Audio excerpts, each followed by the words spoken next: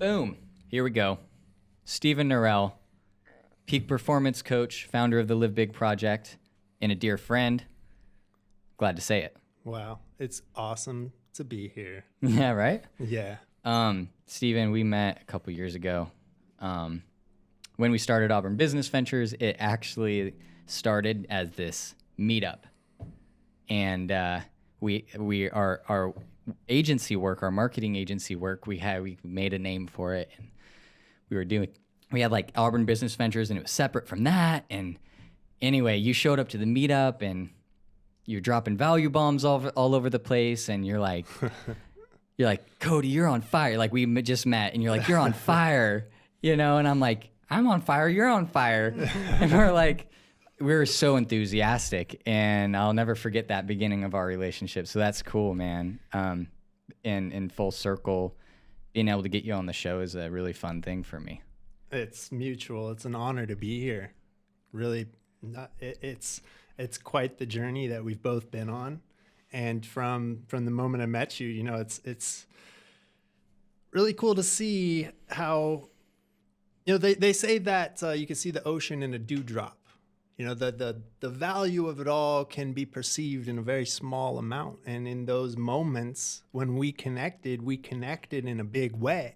Mm-hmm. And we haven't done very much work over the last couple years in between, from the speaking that I did at your event the one time, and just, collaborating and masterminding and such. But today, the same vision is that much more realized. Mm. And I'm sitting at the table with you guys, and it's obvious that you're working on something meaningful in the world. And that's exactly what I love. That's what I'm obsessed with. So that's exactly why I'm here. We're here building our visions. It's an honor. Fucking fantastic. It's the truth, man. It's the truth. And so, Steven, from my perspective, you're a person who has this incredible desire for bigness and greatness. And it's not like in a weird world conquering way. It's in a don't limit yourself to the dewdrop way. Okay, yeah. Be the ocean. Sure. Why not? If we can reach the bar, why don't we raise it? Yeah. Right.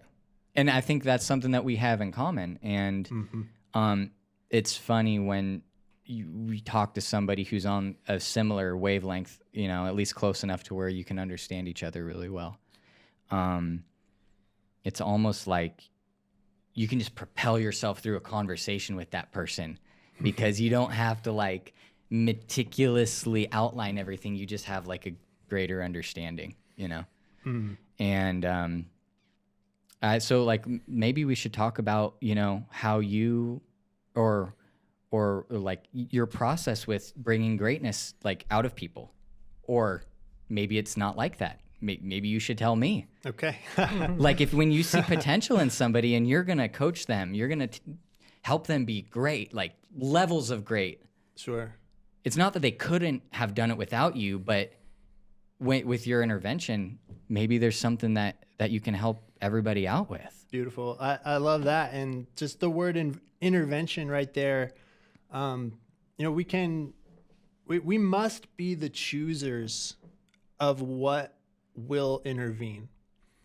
And what I mean by that is really recognizing that we already have chosen. We're already taking actions that could have been a different choice. And at the end of the day, we see that those 86,400 seconds are 86,400 choices. If we're looking at the clock and watching it tick by. So with that perspective in mind, it's not my responsibility to say what is big, because it only exists without what's small. So I love to suggest to myself and to anybody who will listen, choose greatness. Right. Because when we get away from the back and forth between small and big, which one do I got to choose? Why big? Why small? Well, I'm sort of setting you up here. Right. So I'm setting you up to make a choice, because every time somebody hears the live big message, let's make it happen. Right. Well, what is it? What are we making happen? I've heard it before. Oh, it's vague. Perfect. Because every single human being is being driven by a set of the first word really that comes to mind is just a heartbeat, because, man, it's an electrical impulse. It's coming through. It's science. It's energy flowing through the body, triggering thoughts spontaneously, repetitively, all day long. We're just this sack of amazing energy and vibes, and we can become aware of a pattern that aligns our vibes. It's a fun little term to use, vibes. What's it really mean? Well, I'll let the listeners think about that. Maybe they can share it with us. What's in a vibe? Well, vibration, if we look at what Tesla was talking about, what we measure when we're talking about radio frequencies, how people are picking this up around the world remotely with no wires. There's a frequency here. And I'm no expert at, what an ohm is or what hertz can do. Right. But I know what that hertz can do, yeah. but I know that what hurts if we go there is pain, and that's looking at an opportunity for things to not be the way that is possible. So if we have that opportunity to think small, it's only because we can think bigger. Yes. So that's what live. You hear a big lot of is Jordan Peterson in here. all about. You mentioned the concept of live big being so vague, and let's make it happen. And what does it mean? And it's like, well, that's for you to figure out. Right. And this is you. I have a feeling you'll like this. Right. Auburn Business Ventures is like this thick thing that we've built and do and have fun with and are passionate about. But when we got our business, what is it? The entity? Yeah. The LLC that. Yeah. We have. So a couple years ago, we get our LLC, whatever. Yep. The name of our LLC is Something Greater LLC. Sounds so vague. Perfect. Perfect. They say that a question will open the mind and an answer can close it. Yeah.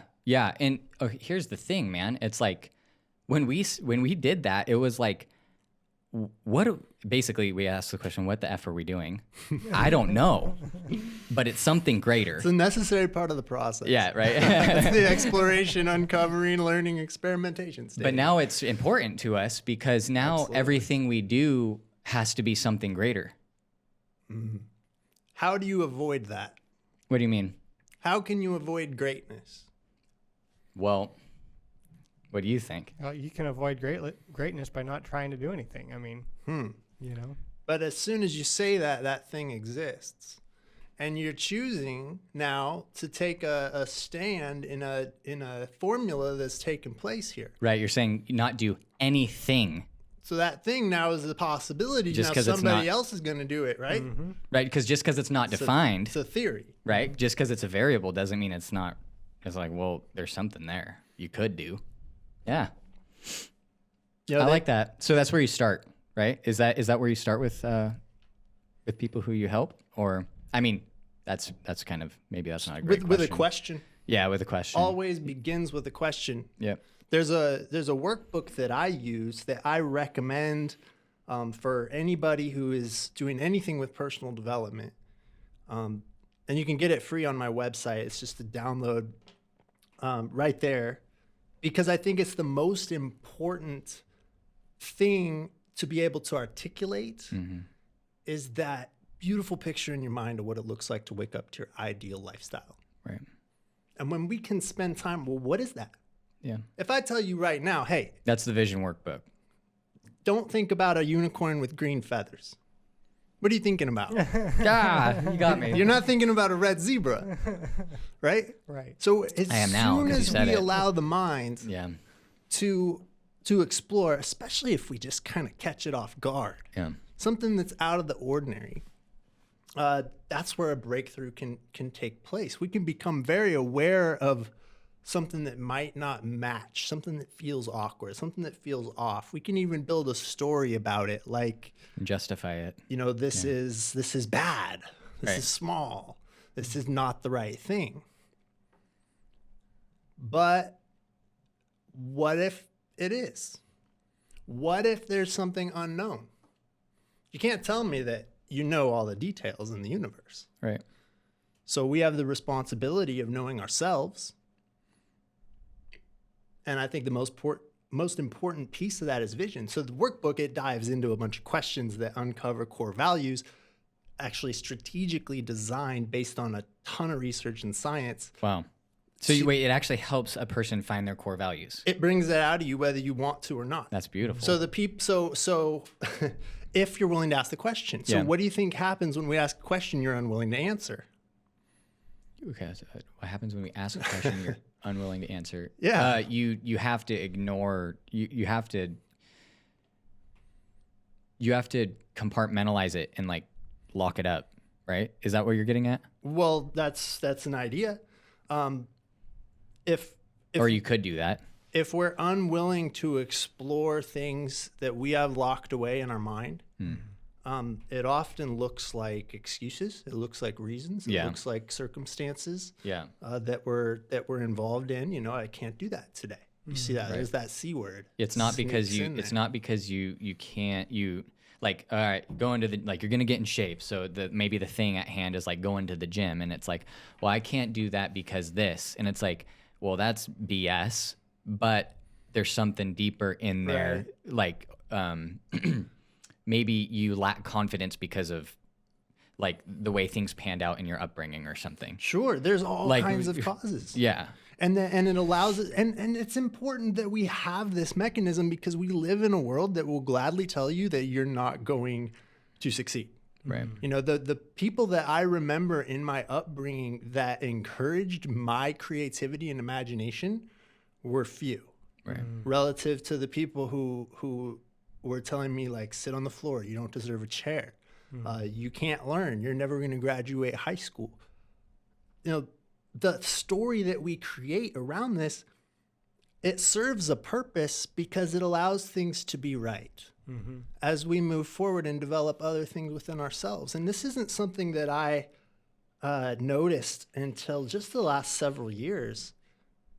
And I think just realizing that there are bigger things than what we can put on the whiteboard gives us an opportunity to grow where things haven't been grown before. And if we skip that step, we leave out the imagination, we leave out the creativity, then what we're going to end up with is a math problem. I like where you're going with this. Right? You're good at this. I like this. Yeah. So math was never my favorite subject. So now it's the brunt of your like. That's funny. That's good. I like it. But you're right. Well, because I never needed to remember the numbers because the math remembers the numbers for me. All I need to do is ask the right question. That's very Einsteinian, I feel like. That's quite the compliment. I'm not sure I deserve, but well, I don't even know what I'm talking about, but I'm just saying it's like that's he might have said the same thing. He probably would have. It's about the questions you ask, right? Beautiful. And I think another thing he's quoted on, whether it's exact or not, is I'm not actually particularly smart. I just hang out with my problems for a really long time. Wow. Eventually, there's a way. The river never stops. You can build the dam, but if you don't build a way for the river to continue, it's going to take out your dam. The supply keeps we going. We can do the same thing. We can have a story in our mind that allows us to operate a certain way for years and years and years and years and years. Things change, things grow. There's only a few things that drive a human being. Our ego would love to say how we're 1 in 7.8 billion or whatever the number is today, according to Google. But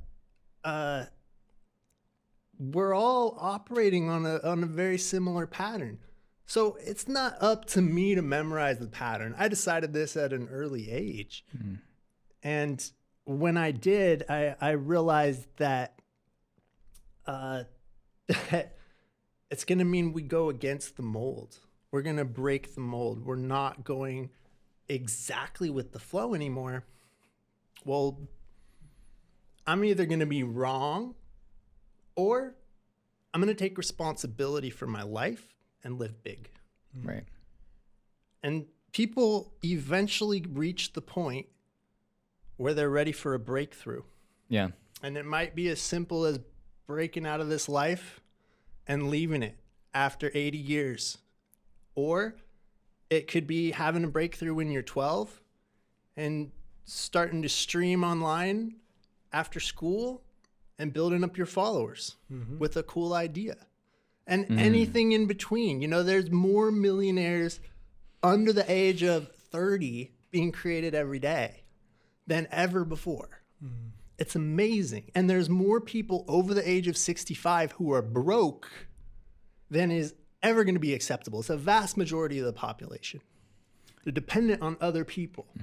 Now, how is this okay? I don't think it is.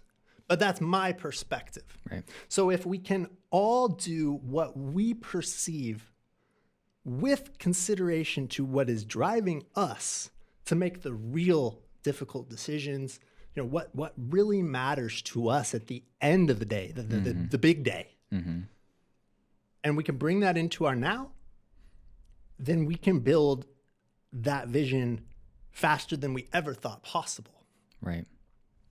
The beautiful part, tying this, because this can be really meta for some people.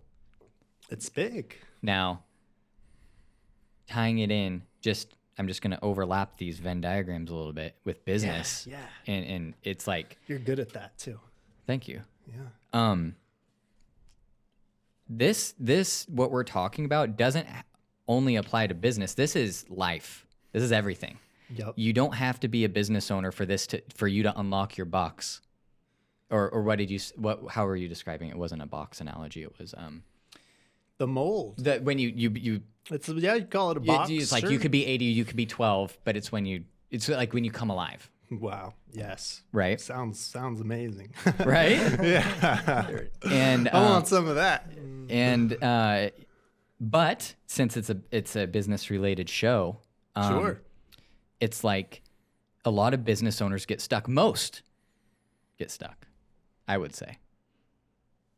Now, it doesn't mean like permanently, but like we get stumped sometimes, or we trap ourselves because of maybe like me, like maybe we didn't systematize it first, but it's like, that's okay. Cause you can course correct. Right. But it's like, I prefer my business to have meaning, and my favorite people also feel that way. Yep. Right. Yep. People I look up to that are like world famous people, like, and people who are in my community who are just like me. And my favorite people find meaning in their work and their business, because it's like an integrated life. Yeah. You know? Cody, I don't see any exceptions. Yeah. I see everybody pursuing that same set of things. And if we look out at the difference between entrepreneurs and business owners, entrepreneurs are the ones building in the unknown. Yeah. Building a business doesn't make you an entrepreneur. I've had several. Yeah. But my obsession has carried me beyond those businesses. And if you look at the track record for any of the ones that failed, you're going to see that 100% of them were unsuccessful. And if you put my name on that, what kind of story is that going to make?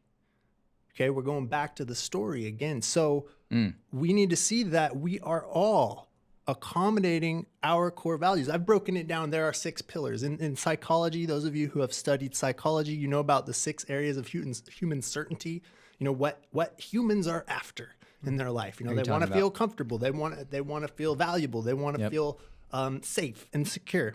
Okay, well, that's great from an objective standpoint. Right. But if we're in the driving seat of a business, we need to understand how our energy is turning into dollars and cents in 86,400 seconds of the day that we're choosing to apply ourselves. So if we're running a business and it's not meeting the world to us, we're still meeting our needs to the extent that we know how along the way.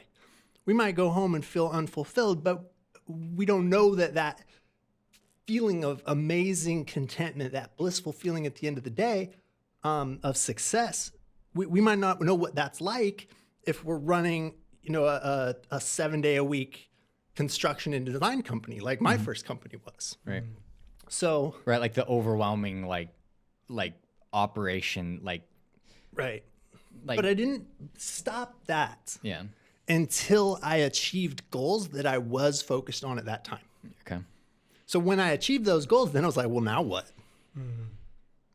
So I like to ask business owners a lot of the time, in our consulting services, in the LiveBig consulting service that we do. I've been doing this for 4 years now. Yeah. Less and less as I've moved more into a mentorship role. But what is it that we're going to want to expand into after we meet our current goals? It's another visualization question. Yeah, it's the layers. Well, I think of it as layers. Absolutely, man. Layers of the human psyche. For me, it's like Yeah, tell me about that. Charlie and I are sitting here. Like an ogre. Yeah, like layers, man, like onions and parfaits. Parfait. I love it. Right. So Shrek. Charlie and I we're great business partners as far as I'm concerned. We have complementary skills, complementary personalities, and the same core values. Okay. I'm the future guy, and he's the now guy. It's very very functional relationship. Yeah, I see that. Especially if we have good communication. Okay. Now, when you're talking about you accomplish your goal, now what? I already have that figured out. I already know what the next goal is going to be. So I just want to verify that that's what you're talking about, because I think about like my vision of my future, and what I'm doing is like the atmosphere. It gets thinner and thinner as it goes out, right? Because it's not relevant enough for me to like have to fully breathe it yet. It's like it's less specific as it gets out, but I already know generally what it's going to be, but it's eternally that same relationship. Beautiful. Does that make any sense at all? It makes perfect sense to me. Okay. But I can't speak for anybody else. Yeah. Okay. Or more concretely, just it's layers. And I'm at this. That's where we start. And which is a perfect metaphor for what you're describing, because what you're describing is really a sense of presence. You can only be the future guy here now. True. So you must be doing a good job of both of you, which is obvious how that works, and it's a cool little machine. But as we go into the unknown, few people are willing to do that, and it can be difficult to take a conversation like this and perceive, if I'm looking at myself, where was I when I was 24 years old and I was making $250,000 a year, right. Running different crews, running, just this small little business stuff. And I remember just being so laser focused, you couldn't have told me anything. I knew what was next. Now, if I could go back, I was telling you earlier, like I probably would know that there's nothing you could say to me. The circumstance would have to change because I was doing the most that I could possibly do in that circumstance. I remember that, Steven. So, and that's Steven, that's still my approach. Right. But I've uncovered layers. Okay. And after as soon as that layer comes off, right, it's like raw. It's like fresh skin, like your burned skin just came off. And it's sensitive stuff, man. Yeah. And that's one of those places where I would call it's bigger than a choice. It's a decision. And decision means to cut off. Literally, it means... size is like to cut. Side, and side means death. Yeah. So if you think about this, what we're really doing is we're thinking of what will we sacrifice? If you think of the word investment, it's a really similar meaning. Yeah. So what we're willing to sacrifice, what we're willing to put forward, and what we're willing to cut out. Are we attached to that old skin? Right. Because it's not going to let you grow your new wings. Got it. After this metamorphosis process. So it's tricky to go back and look at how do we apply this to a nuts and bolts business? How do we bring this to a point where somebody who's in the grind, who's going day to day, who's staying up until 10:30, after putting their kids to sleep so that they can have recording time in their their home office, whatever. Well, listen, if that's you right now and you're listening to this message, I want you to know that you are on the right track. You didn't make a mistake. You didn't make a sidestep. There is no failure except in the operations of today. Part of those operations may be long-term plans. They need to be adapted and adjusted on a regular basis, quarterly, monthly, daily, annually, whatever. But there's no wrong steps the moment that we choose to take responsibility for every aspect of our life. That is here. Here. I believe it. I believe it in the core of my being because ever since I was a little kid, I thought it might be possible, and I haven't found the end yet. So until I do, I'm going to keep taking off as many layers as fast as I can and feeling uncomfortable as often as possible. Right. And the comfort zone becomes more and more uncomfortable the further I get down this road because it sneaks up on me. And I see it. I just got done being comfortable. Literally. I got in. I was so comfortable. I was making such good moves. My meetings were going so well. And I was like, I'm in a rut. I'm thinking I'm doing really well. But this is about growth. And if I'm not growing, something's decaying. It's going to sneak up on me, and I'm going to have to shift things out and adapt and adjust. So I might as well adapt and adjust now. Think big. What can I let go of? Is there a layer here that I haven't considered that I can shed? There's two things I'd like to reflect back on that. Oh, awesome. I'll keep them short. I'm just regurgitating some information. Well, I'd love it. It's so good to have a mirror, man. Yeah. Example 1, Ed Milet. Max out. He's one of my coaches. Excellent. Yeah. Fucking amazing guy. Yeah. Be comfortable or get comfortable being uncomfortable. It's like, wow.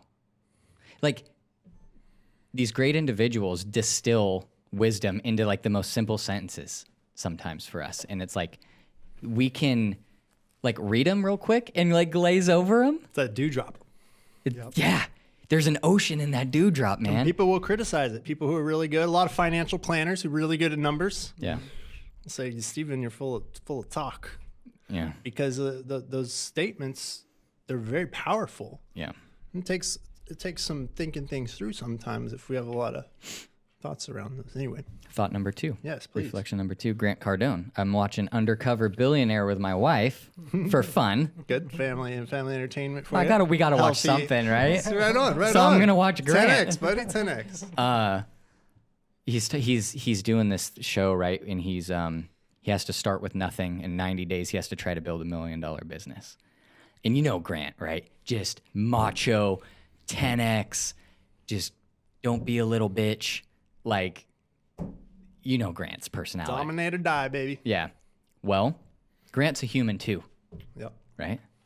And this is like you're watching him break down on the show, man. He's like, he has his business principles. He's doing his affirmations. He's getting up in the morning and he's like not failing, but it's really hard because he doesn't have his persona because they don't let him have that. He's like Lewis Curtis, right? In the show. So he has to he doesn't even have his contacts, right? Anyway, he's in his like this little house he's renting and things are getting really hard for him, man.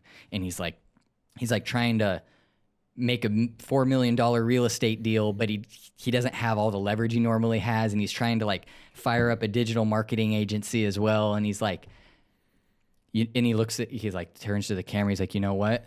Right now, I'm having the hardest time having a single win. But you know what that means? I have to think bigger. And it's like, you're an animal. You know, he's like, as soon as I get frustrated, I know I'm not thinking big enough. I'm like, dude, Yeah. Awesome. I don't know. That's just what you were talking about reminded me of those two statements. That's huge insight. Get comfortable being uncomfortable. And when you get frustrated, think bigger. Yeah. Beautiful. He's like, as soon as I start feeling that fear, it's like I'm not being the lion. That's right. Yeah. That's right. Or the fish. Ooh. Or the antelope. Right. It's all congruent, you know. So that question, I love that you brought up the frustration, and that's such a great example.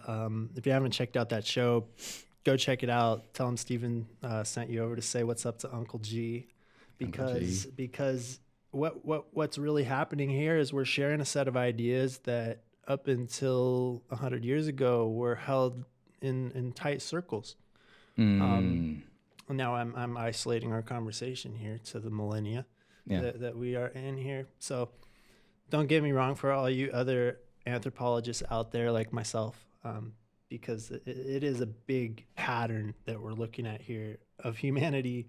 The information age is what you speak of? But today we are in the information age, where that word comes from, information, formation. It's so funny when we start to break down. Etymology is another one for me. There's something for you guys into anthropology there. We've been working with information for a while. Sure. And it's working through us. Storytelling. We aren't working it. That's what the ego wants to say.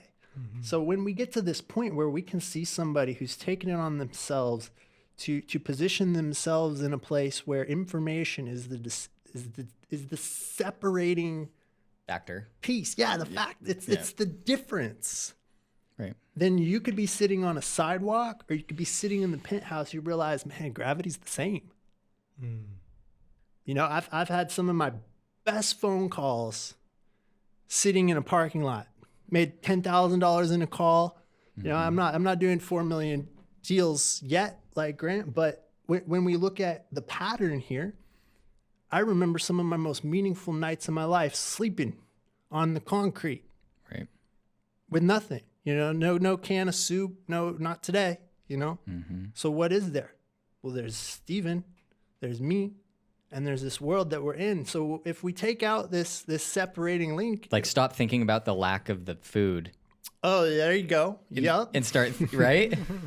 Yeah. It's like, because what did you say? A can of beans or something that you didn't have, or Can of soup. Can of soup. That you didn't have. You see, there's that thought. You're thinking about that that one singular empty space in the entire universe is what you're thinking about in that moment.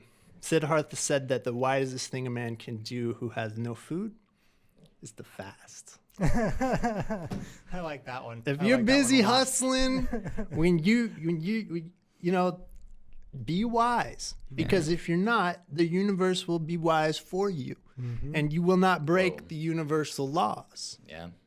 So we are sharing this information in a time when the information is not in scarcity. I don't think anybody would argue with me on that. If you want to, that's fine. But That would be a weird argument. it is very easy to ask a question and find sources of information. Can I speak to that for a second? Please. Yeah, sure. Just like the effect that using affirmations in the morning has had on me, it's just like I want to force people to do affirmations in the morning. Like obviously it doesn't you had to be willing, but dude, that's it. That's the key. What you're talking about right there, that urge that you have to contribute to society. Yeah. That's one of those pillars I was talking about. That's one of those 6 human needs that's actually in action. It's not just a thing that we have. It's like we all have this desire to know ourselves, to be valuable. There's 6 pillars, man. They're self, our environment, our interpersonal relationships like this, our indirect relationships like the listeners. I might not ever meet you. I hope I do. But then we have our lifestyle, the way we think about these things. I also call it logistics in a business setting. Okay. And then we have the accounting, which is really just the symbol of what? Everything I just said. So it flows from the inside out. So these are the 6 pillars of ambition. It's what I call it. This is how our energy works. And information shows up as, it's really in that 5th pillar with our lifestyle and our logistics and the way we're thinking about it. But each of these pillars interacts with the others. Right. So And what happens when you get them all straightened out to where they're all working together? What do we call that? bliss, Ooh. Wow. I was enlightenment. I was just going with alignment, but like I like what you said better. Mine was more like mechanical. Like, Well, it's the same, Yeah. So we have 1,000 schools of thought, all these cultures. Yeah. That's an inaccurate number, but for the sake of conversation, you know what I Right. mean? And all this diversity. Look at the forest. The most beautiful places have all this diversity. It's so cool how it all interacts. I'm an ecologist. yeah. That's how all this started for me ever since I was little, playing in the woods and just seeing how all these things interact. When when I go back in the house, there's going to be screaming and yelling. When I go to the school, there's going to be all this.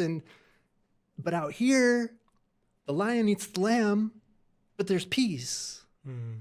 And so there's got to be a way. There's got to be a flow to it because the universe balances its accounts. I was just talking to Mike Mendelson about this is a buddy of mine. What's up, Mike? Like you can pick up a leaf and look at the veins, and then you could look at your arm and look at the veins. How cool is that, man? Yeah, the geometry of the yeah. universe So- repeats itself again and again and again. These patterns over and over and over again. The same thing with the numbers. And what we're experiencing now is that it's no longer objectified. It's now experienced interpersonally. Mm. And it's a vibe. And this feelings are irrelevant. Well, feelings aren't the answer, they're the indicator. I have a question. You have a question. I do have a question. That's so cool, man. I have questions too. Like, I have lots of questions. sorry, I keep interrupting you, but I can't. You just keep sparking. You light my brain up. It's good to interrupt me, man, because I have the memory of a goldfish, and I get really excited about everything I look at. Well- Now I'm excited about what you're gonna bring next. Well, man. you kind of are like vibes clumping, right? Together, right? Like is that or is that way off base? Because what I'm kind of sensing is like information is like such a commodity now that we're starting to not operate as if it's scarce, and so we're starting to operate more off of like how we feel about something, and everything's kind of becoming more subjective. That's so cool that you just said that, and I think you're absolutely right. That's the details right there that you're really good at noticing. 100%, dude. I just that's what I heard you say. Like, I don't know. It's just the way I interpreted it. Yeah. Like, it's not that the information's like, it's just is, right? Like, Well, I could tell you right now. the information just is. So it's like, I think some people look at, I don't know. Look, just because your house is on fire, don't worry, bro. Does that make you feel better? Right. There you go. You know what I mean? Yeah. So one of these other criticisms that entrepreneurs or thought leaders will receive from time to time is this. Well, maybe that's the wrong way of going about it. It's all right. Sometimes we have to like rack it around in our head a little bit, and it's like, Yeah, or just let it go. Well, here, I have another topic. Maybe this is not in the right trajectory, but we were talking about it earlier, which is like, there's the math people, and like how you can just stand up a business. Well, and you can stand up yourself. You're Right? always going to be able to tell the realist by the results at the end of the day. Yeah. There's more optimists failing than pessimists wishing. There's a higher Yeah. rate of failure amongst unrealistic optimists. And I've been there. Yeah. I've spent a lot of time there. When I was doing really, really well in my construction and design business, Right. I was doing really poorly in my self pillar, in my interpersonal relationships pillar, Yeah. in most of them, honestly, because I was driving that. But you couldn't have told me that because I had this unrealistic optimism that it was going to work out. Now, see, the cool thing about optimism is that eventually you're going to be right. If you survive Yeah. the lion's den. Mm-hmm. So persistence, that's really going to be the key. And at some point in time, people will tell me this is an unpopular topic, but some people will tell me, I feel like giving up. I'll entertain it. Yeah. I'll say, well, maybe now's the time. Because you don't, who's to say that you're not moving forward if you're stopping something that's not serving you in the future? Right. And honestly, in an age where there's so much noise, I call it information overload. Right. It's so abundant. The information is so abundant that if we do not intentionally disconnect, and I don't mean, unplug your phone at night, which, is a wise thing to do anyway, Sure. but to allow our brain to disassociate with ourself, meaning we're no longer identifying with the ideas that are coming across our head. We're now becoming selective as to which ones we entertain. So this is, in essence, what meditation is. It is the detachment of thoughts from self. The closest thing that I've been able to get to that point with is just playing with my kids. Beautiful. A lot of people will drive their car Yeah. to the job they don't hate or don't like, in the car that, that brings out this feeling. And for that 45 minutes while they're commuting and listening to Bach, Yeah. they're in a zone. Yeah. And I'm describing a particular scenario out of my imagination, but have you ever gone down the road and you're so used to getting off at this one exit, but today you're going to this other exit and you miss the exit you were going to get off at because you're just somewhere else? You realize you've been driving for 10 minutes, you didn't even realize it. Yeah. Yeah. Yeah. It's like hypnosis.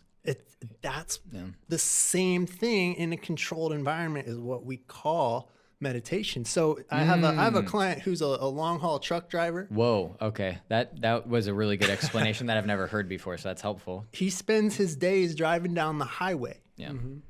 On the typical day. Yeah.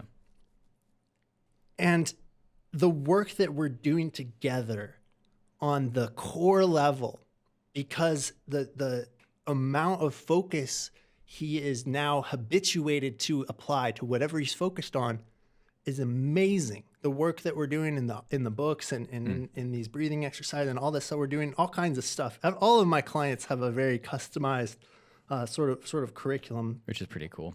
Yeah. because we're following this pattern and really adapting and adjusting as we develop these businesses. He's got a lot of online projects going on, building an online e-commerce platform and some really cool stuff. But that meditative state can be it can be a way of life. So when he's trucking, he's like meditating in a way. In a way.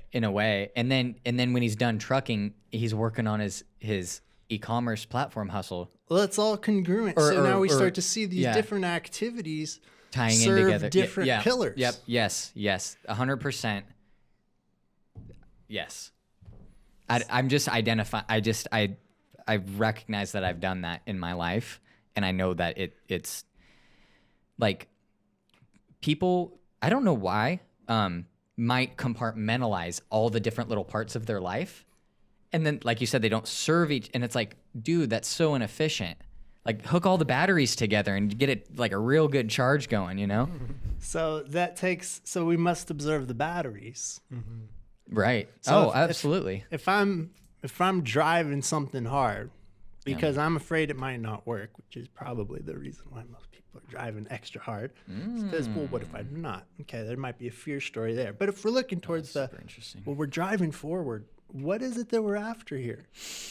And if we can get that on our mind instead of the person who cut us off in traffic, or, I missed my exit because I was meditating. Why was I listening to this amazing podcast on my drive? I got a meeting to get to. I got to be focused. Yep. Well, it was a good podcast to listen to. But, Right. it's all adding up to something. So the sooner that we can take a look and observe in every way that we can. We have our eyes, we have our ears, we have our mouth, we have our nose. Yeah. We can touch, we can feel. How many of those are you using? Right. Yep. And can you use them all at once? And are there more? Right. Yeah. And how many It's people are actually asking this question? Do you think the waiter who's serving me chips when I go out to eat dinner, do you think that if that person is dwelling on their vision of an ideal lifestyle and recognizing that serving meat chips, I was a janitor at a gym. Right. I did the night shift at a gym while I was building my first company for this period of time. I've had so many little jobs trying to do what I had to do. Right. And I loved every second. I didn't like every second. That's for sure. Right. But as soon as I was done complaining, being a little bitch, Yeah. like Grant Cardone would say, then I was like, oh, well, I am here on purpose. I'm here for a reason. I'm here for a vision. There is that vision. I can complain all day long, but at the end of the day, I'm going to come back and I'm going to look in the mirror. I'm going to see that dude that I am. Mm-hmm. And there's no running away from that.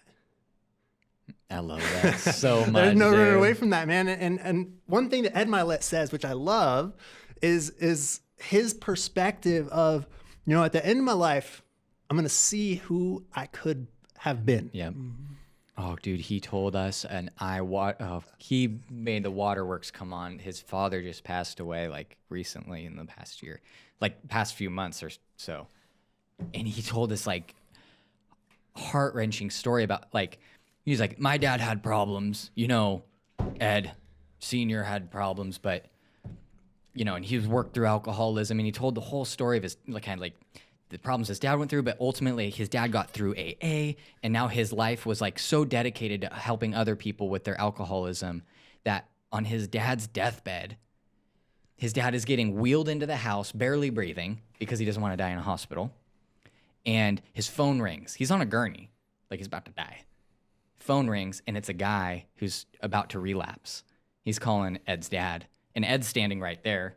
It's Ed's house or whatever, and like, the guy answers the phone, and in his last breaths, tells the guy not to take a drink.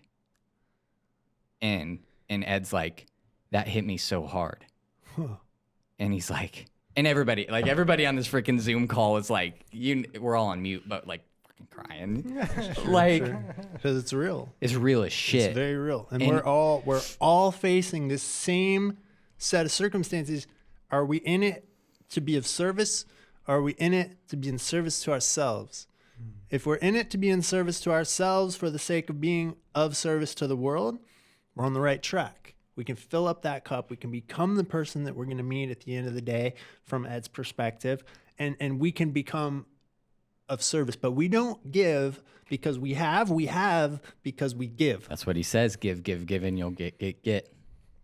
I have it written down in my notes, man. It's a pattern that it will not be broken in this lifetime. Yep. And I say that for anybody that can perceive this right now, we're in the same boat. Yep. So now is the time to wake up and live big by choice. And that's the choice we all have. I don't see a day off here. There are rest days. Sure. But you don't take a day off on a rest day. You rest. Yep. It's on It has purpose. a function. Very, very important function. Yeah. This was a freaking incredible podcast, man. I'm fired up, man. Oh, all right. And I hope that you guys who are listening are fired up too. Dude, I hope so. It got pretty meta, but honestly, It's good. you got to dig deep, man. You bring it to the surface pretty well. I live in the clouds, man. I keep my head in the clouds at all times. It's mandatory for me. Yeah. But my feet must be on the ground. Mm-hmm. So in between, we gotta connect the two. Yeah. And that's why I hope this conversation can be valuable to some people who out there who are feeling it, who are thinking it through, who are waking up in the middle of the night with those ideas, not quite sure what to do. Sensitive in who you reach out to, as you should be, what information is coming in. There are so many different details, but at the end of the day, what you're doing right now, thinking big, is going to give you the opportunity to grow bigger. And so if Can we give somebody an example of what thinking big looks like? I mean, there's That's a good question. And there's probably some people who are listening who are just eating up that question. Yeah, come on. What do you mean? What do you mean thinking big? Well, when I was at my mom's house after getting a DUI in Bozeman, Montana, I had been traveling to all the ranch consulting firms in the western states that seemed like something I would be interested in doing. Right. in my elder years in my life, one of many chapters in my life. Right.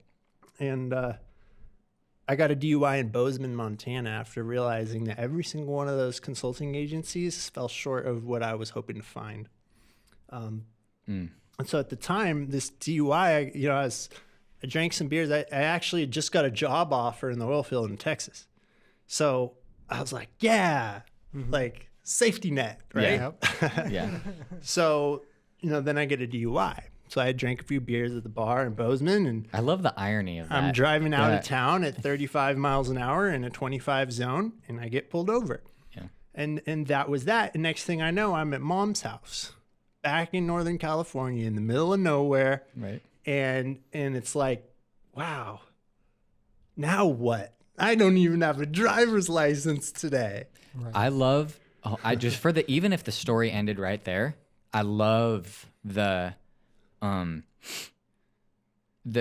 lesson of a false sense of security. Boom. That's a good observation. Yeah. And that's absolutely true. There was a massive comfort zone there, man. I had a big truck and just all this stuff. And man, it was crazy. It was crazy. And now I'm like, okay, cool. I just got my hat handed to me. I'd been running businesses. I'd had these cool jobs that I landed. Like I was catching fish in a honey hole. Right. And like 6-figure job, bam, like oil field drilling job, bam, Right. like because I had become a salesperson, Right. and I knew what I wanted, and I was living my vision. But what I didn't do was think big enough to act big enough in that space that that was my potential. Oh.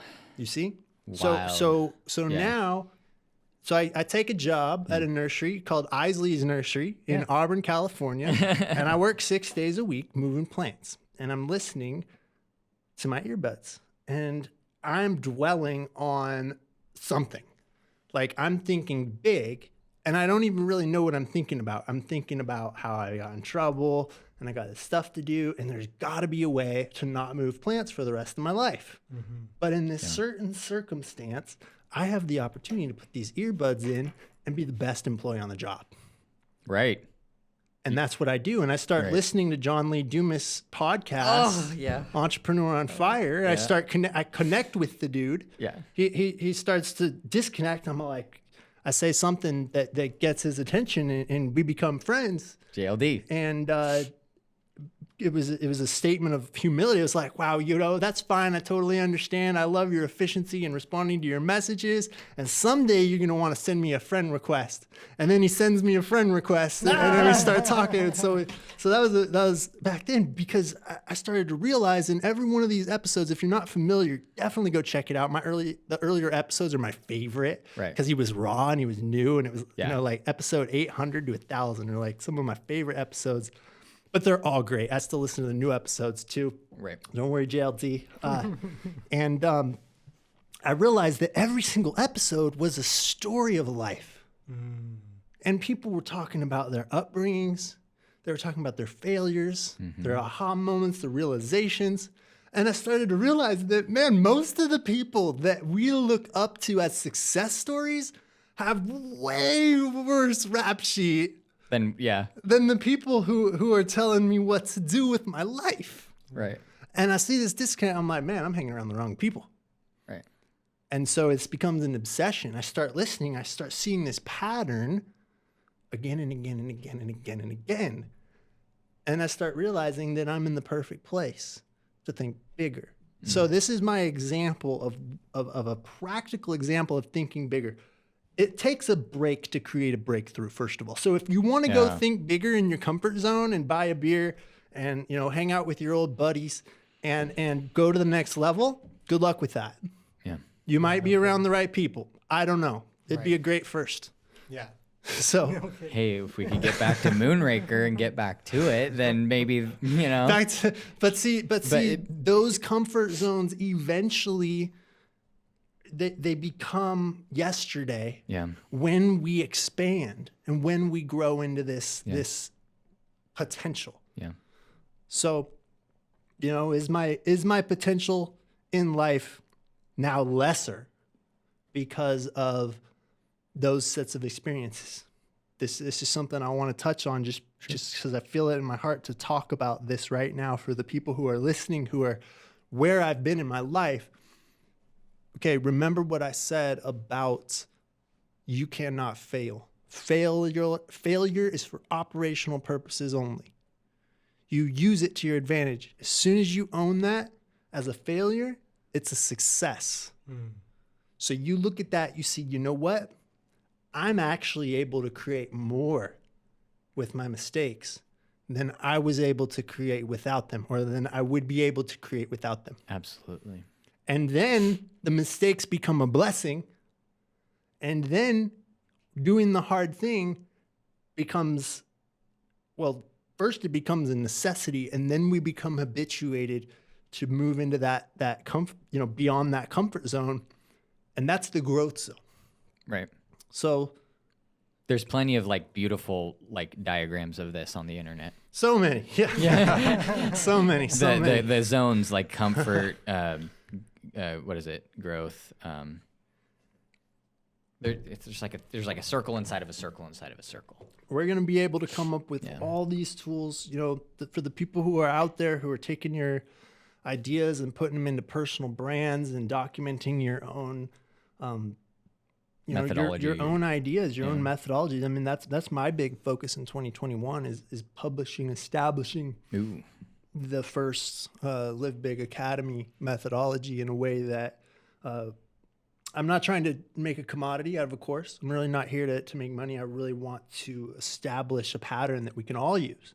So for all of you who are listening, you have a vision, you have goals, you have dreams, and I swear they're valid. If you need one person to believe in what you're doing out there, it will be Steven. And I'm coming with two of my best friends. So, y'all better watch out. That's what the gold mine is all about. We're 3 feet from gold.